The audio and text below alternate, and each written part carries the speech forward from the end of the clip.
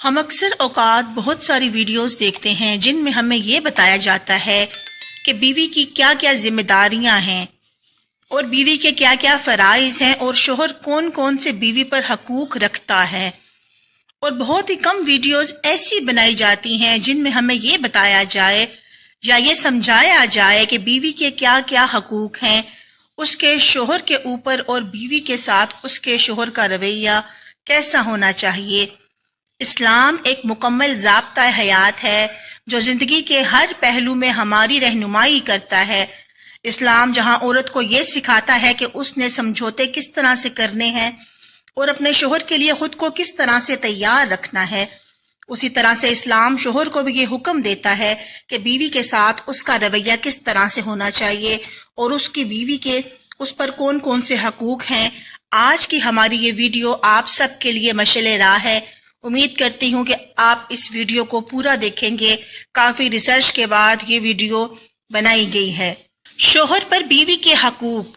بیویوں کے شوہروں پر بہت سے حقوق ہیں، ان میں سے ایک یہ بھی ہے کہ وہ ان سے حسن و سلوک سے پیش آئیں، ان سے مہربانی کا سلوک کریں اور ان کے دکھ دور کریں، اور اللہ تعالیٰ نے ان کے حقوق کی عظمت بیان کی ہے اور مزید فرمایا ہے کہ کروٹ کے ساتھی پر، یعنی کہ جو ساتھی سے مراد عورت ہے، کہ اس کے ساتھ نرمی کا برتاؤ کرو۔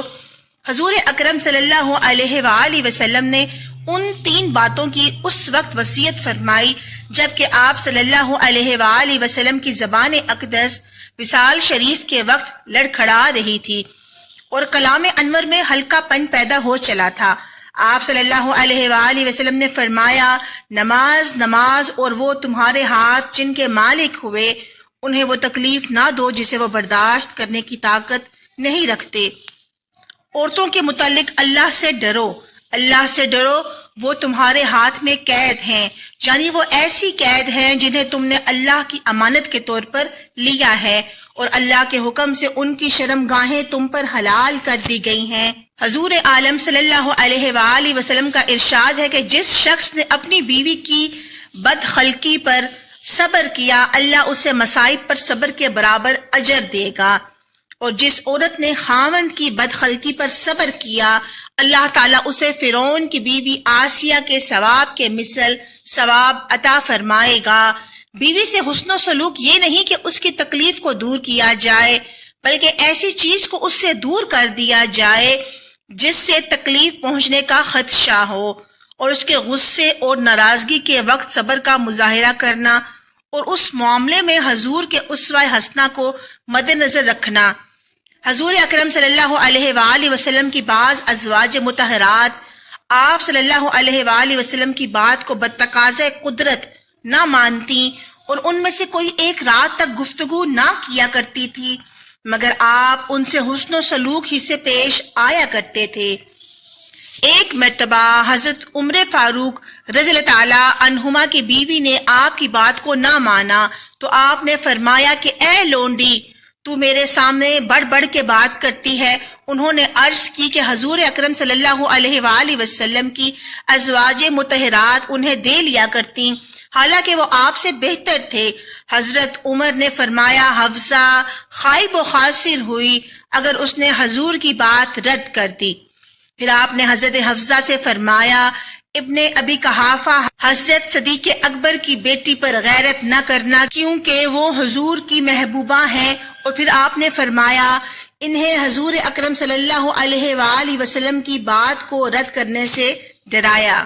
روایت میں آتا ہے کہ ان ازواج مطہرات میں سے کسی نے حضور اکرم صلی اللہ علیہ وآلہ وسلم کے سینے پر ہاتھ رکھ کر آپ کو پیچھے ہٹایا تو ان کی والدہ نے انہیں تنبیہ کی۔ حضور اکرم صلی اللہ علیہ وآلہ وسلم نے ان کی ماں کی سن کر فرمایا، اس سے درگزر کرو، یہ اس سے بھی زیادہ کچھ کیا کرتی ہے۔ ایک بار حضرت عائشہ اور حضور اکرم صلی اللہ علیہ وآلہ وسلم کے درمیان کچھ بات ہو گئی، یہاں تک کہ حضرت ابوبکر صدیق داخل ہوئے اور انہیں فیصلہ کرنے والا بنایا گیا۔ جب انہوں نے بات سننا چاہی تو حضور اکرم صلی اللہ علیہ وآلہ وسلم نے حضرت عائشہ صدیقہ رضی اللہ تعالیٰ عنہما سے فرمایا، تم بات کرو گی یا میں؟ حضرت عائشہ بولیں کہ بات آپ ہی کریں گے مگر درست۔ یہ سن کر حضرت ابوبکر صدیق رضی اللہ تعالیٰ عنہما نے ان کے منہ پر ایسا تماچا مارا کہ ان کے منہ سے خون جاری ہو گیا، اور آپ نے کہا اے اپنی جان کی دشمن، کیا حضور غلط بات کریں گے یا ناحق بات کہیں گے؟ حضرت عائشہ رضی اللہ عنہما نے حضور اکرم صلی اللہ علیہ وآلہ وسلم کی پناہ تلاش کی اور آپ کی پشت مبارک کے پیچھے بیٹھ گئیں۔ حضور نے حضرت ابوبکر صدیق کی بیوی سے فرمایا کہ ہم نے تمہیں اس لیے نہیں بلایا تھا اور نہ ہی ہمارا یہ ارادہ تھا کہ ہم تم سے یہ بات چاہیں۔ ایک مرتبہ حضرت عائشہ صدیقہ رضی اللہ تعالیٰ عنہما بھی کسی بات میں حضور سے خفا ہو گئیں اور کہا کہ کیا آپ وہی ہیں جو کہتے ہیں کہ میں اللہ کا نبی ہوں؟ آپ یہ بات سن کر مسکرا دیے اور علم و کرم کی بنا پر یہ بات برداشت کر گئے۔ حضور اکرم صلی اللہ علیہ وآلہ وسلم حضرت عائشہ صدیقہ رضی اللہ تعالیٰ عنہما سے فرمایا کرتے کہ میں تمہاری ناراضگی اور خوشی پہچانتا ہوں۔ حضرت عائشہ نے عرض کی حضور وہ کیسے؟ آپ نے فرمایا جب تم راضی ہوتی ہو تو کہتی ہو محمد کی قسم۔ حضرت عائشہ نے عرض کی یا رسول اللہ صلی اللہ علیہ وآلہ وسلم، آپ نے درست فرمایا، میں صرف آپ کا نام ہی چھوڑتی ہوں۔ اور یہ بھی کہا گیا کہ اسلام میں سب سے پہلی محبت حضور کی حضرت عائشہ سے محبت تھی، اور حضور اکرم صلی اللہ علیہ وآلہ وسلم حضرت عائشہ ہی سے فرمایا کرتے تھے کہ میں تمہارے لیے ایسا ہوں جیسے ابو زرعہ ام زرعہ کے لیے تھے، مگر میں تم کو طلاق نہیں دوں گا۔ اور آپ صلی اللہ علیہ وآلہ وسلم اپنی ازواج مطہرات سے یہ بھی فرمایا کرتے تھے کہ مجھے عائشہ کے بارے میں تکلیف نہ دو، باخدا اس کے سوا تم میں سے کسی کے بستر پر مجھ پر وحی نازل نہیں ہوتی۔ حضرت انس رضی اللہ عنہما سے مروی ہے کہ حضور اپنی عورتوں اور بچوں پر سب لوگوں سے زیادہ مہربان تھے۔ حضور اپنی ازواج مطہرات سے مزاح بھی فرما لیا کرتے تھے اور ان سے ان کی عقلوں کے مطابق اقوال و افعال فرمایا کرتے، یہاں تک کہ حضور اکرم صلی اللہ علیہ وآلہ وسلم حضرت عائشہ سے دوڑ میں مقابلہ کرتے۔ کبھی حضرت عائشہ آپ سے آگے نکل جاتی اور کبھی آپ سبقت لے جاتے اور فرماتے کہ یہ اس دن کا بدلہ ہے۔ حدیث شریف میں ہے کہ حضور اپنی ازواج مطہرات سے سب سے زیادہ خوش طبعی فرمانے والے تھے۔ حضرت عائشہ صدیقہ رضی اللہ عنہما فرماتی ہیں کہ میں نے ایک حبشی اور دوسرے لوگوں کی آوازیں سنی جو عاشورہ کے دن کھیل رہے تھے۔ حضور نے فرمایا اے عائشہ کیا تم یہ کھیل دیکھنا چاہتی ہو؟ میں نے عرض کی ہاں۔ آپ نے ان کی طرف آدمی بھیجا اور جب وہ آ گئے تو حضور دروازے کے درمیان کھڑے ہو گئے اور اپنا دست اقدس دروازے پر رکھ دیا اور ہاتھ لمبا کر لیا۔ میں نے اپنی تھوڑی آپ کے ہاتھ پر جما دی، وہ کھیلتے رہے اور میں دیکھتی رہی۔ رسول اکرم صلی اللہ علیہ وآلہ وسلم مجھ سے پوچھتے ہیں کافی ہے؟ میں عرض کرتی ہوں ذرا چپ رہیں۔ آپ نے 2-3 مرتبہ پوچھا، پھر فرمایا عائشہ اب بس کرو۔ میں نے عرض کی ٹھیک ہے۔ تب حضور نے انہیں اشارہ فرمایا تو وہ واپس چلے گئے۔ نبی اکرم صلی اللہ علیہ وآلہ وسلم کا ارشاد ہے کہ تم میں سے بہتر وہ ہے جو اپنی عورتوں سے بہتر ہو، اور میں تم سب سے اپنی ازواج کے ساتھ بہتر سلوک کرنے والا ہوں۔